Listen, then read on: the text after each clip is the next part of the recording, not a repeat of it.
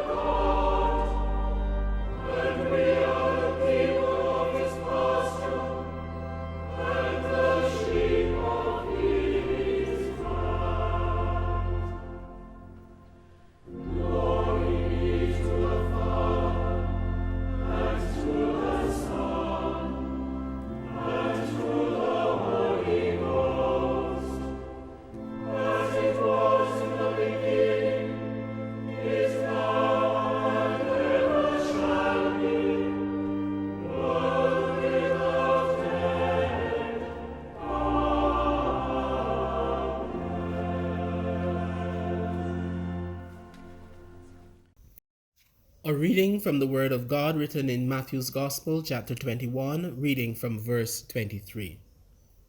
When Jesus entered the temple, the chief priest and the elders of the people came to him as he was teaching, and said, "By what authority are you doing these things? And who gave you this authority?" Jesus said to them, "I will also ask you one question.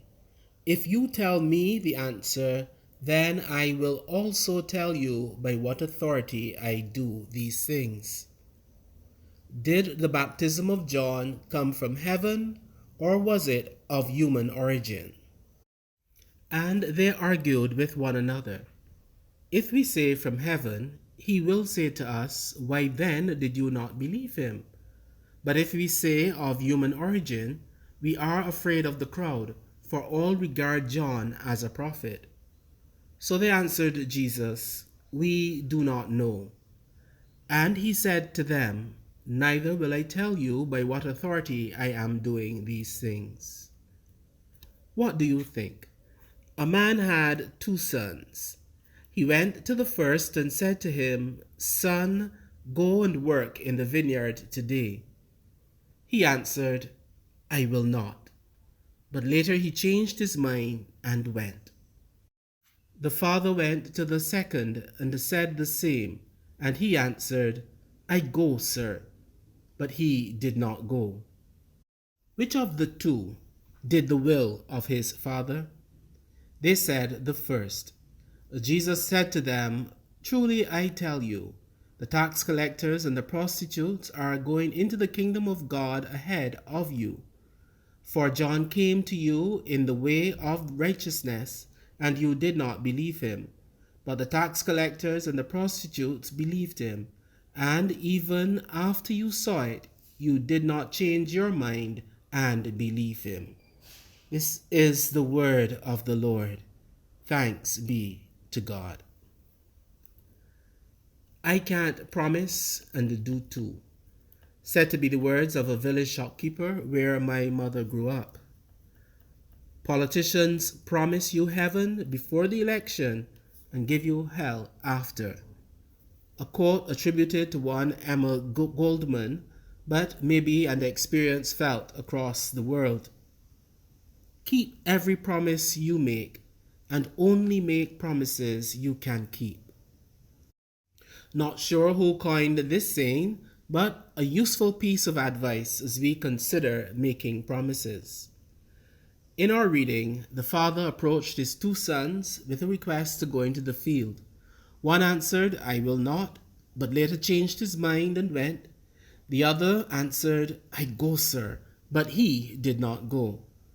Jesus telling this parable to point out to the religious leaders listening to him that they were a people who promised to obey God but did not, whilst there were others like the tax collectors and prostitutes who would have been going in directions other than desirable by God, but they had a change of heart and went God's way.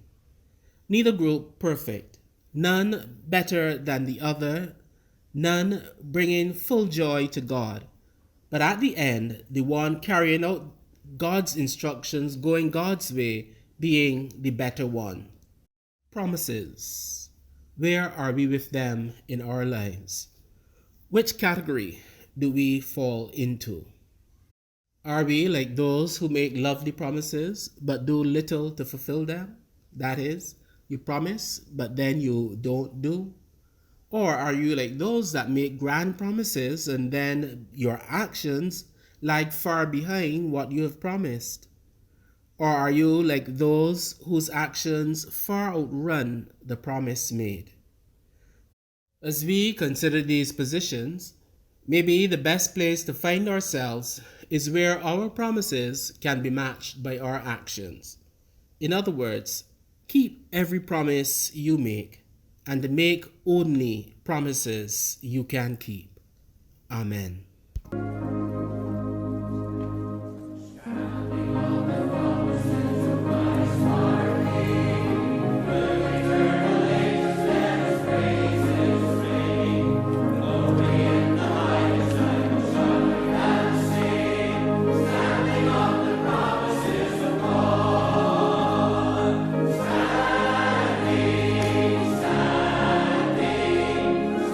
On the promises of God.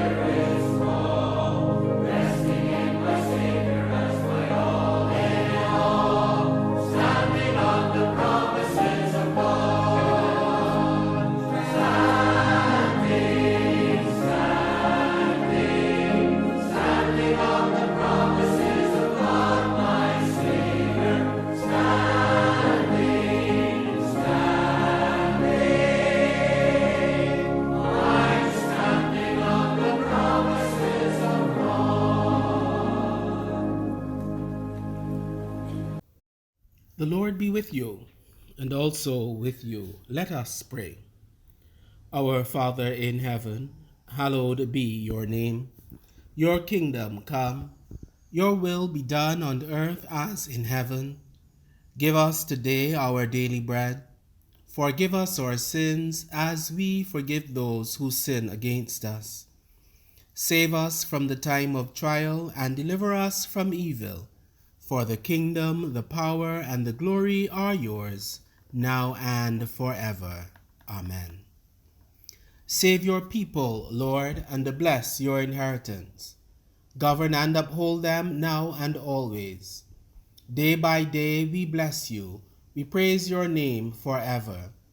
Lord, keep us from all sin today. Have mercy on us, Lord, have mercy. Lord, show us your love and mercy, for we put our trust in you. In you, Lord, is our hope, and we shall never hope in vain. O God, you declare your almighty power chiefly in showing mercy and pity. Grant us the fullness of your grace, that we, running to obtain your promises, may become partakers of your heavenly treasure. Through Jesus Christ our Lord, who lives and reigns with you and the Holy Spirit, one God, forever and ever. Amen. O God, you make us glad with the weekly remembrance of the glorious resurrection of your Son, our Lord. Give us this day such a blessing through our worship of you, that the week to come may be spent in your favor, through Jesus Christ our Lord. Amen. Almighty God, we thank you for the gift of your holy word. May it be a lantern to our feet, a light to our paths, and a strength to our lives. Take us and use us to love and to serve all persons in the power of the Holy Spirit, and in the name of your Son, Jesus Christ our Lord. Amen. Now to him who is able to do immeasurably more than all we can ask or conceive, by the power which is at work among us, to him be glory in the church and in Christ Jesus throughout all ages. Amen. And may the blessing of God Almighty, the Father, the Son, and the Holy Spirit be with us and remain with us this day and always. Amen. I am the Reverend Peter Boxill.